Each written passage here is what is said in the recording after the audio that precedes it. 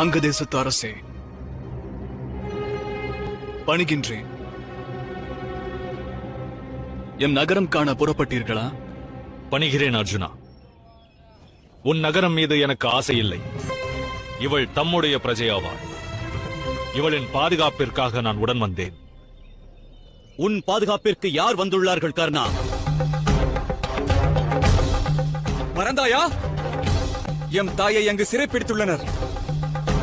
M தாயை மட்டுமல்ல, ஹஸ்தினாபுரத்தின் அனைத்து பிரஜைகளையும் சிறை வைத்துள்ளனர். பிரஜைகள் சிறைப்பிடிக்கப்படவில்லை. நிலைமையை எடுத்துரைப்பதற்காக சில காலங்களுக்கு இந்த தடை விதிக்கப்பட்டுள்ளது.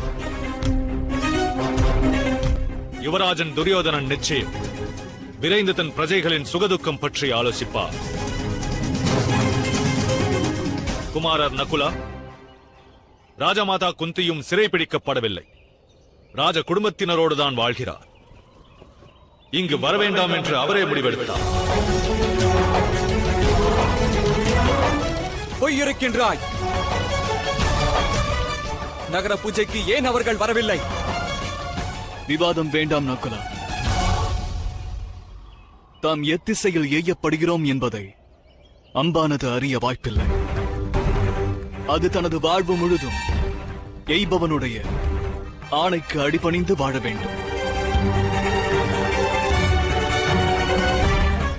சத்தியம் எதுவென்றும் அசத்தியம் எதுவென்றும் கர்ணன் அறிய மாட்டார். இவர் துரியோதனனால் நியமிக்கப்பட்ட அங்கதேசத்து அரசு. அரச பதவியை தியாகம் செய்தேன் அர்ஜுனா. நான் இப்போது ஒரு சாமானிய பிரஜை. இப்போது நான் உன்னோடு மோதுவதை எவரும் தடுக்க இயலாது. வில்லுனை ஏந்த அர்ஜுனா. நம்மில் சிரேஷ்டர் எவர் என்பதை இப்போது தீர்மானிக்கலாம்.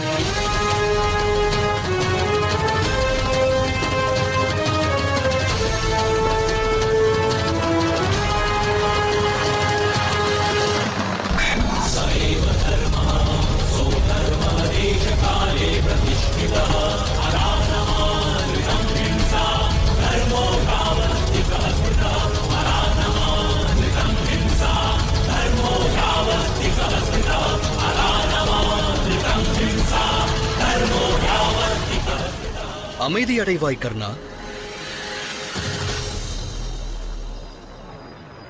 யுத்தம் புரிய காரணம் ஏற்பட்டால் அவசியம் யுத்தம் புரியலாம்.